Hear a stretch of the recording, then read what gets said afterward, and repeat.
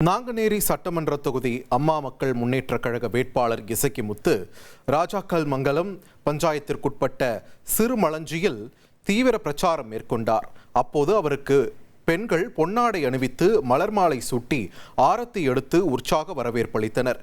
தொடர்ந்து பொதுமக்களிடம் பேசிய இசக்கிமுத்து நாங்குநேரி தொகுதியை வளர்ச்சி, ஒற்றுமை மற்றும் வளமான பகுதியாக மாற்றுவதே தனது நோக்கம் என்று தெரிவித்தார்.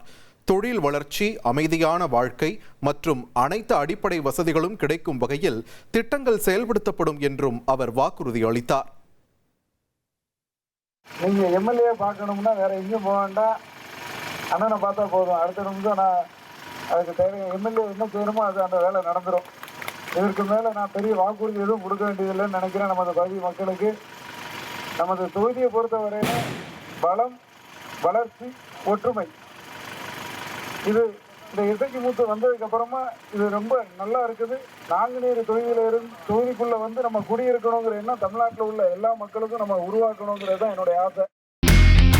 இனி செல்லும் இடமெல்லாம் செய்தி. தந்தி டிவியின் வாட்ஸ்அப் சேனலை ஃபாலோ பண்ணினா செல்ல இருக்கும் இடமெல்லாம் செய்தி. இதோ QR கோட் இப்பவே ஸ்கேன் பண்ணுங்க, ஃபாலோ பண்ணுங்க.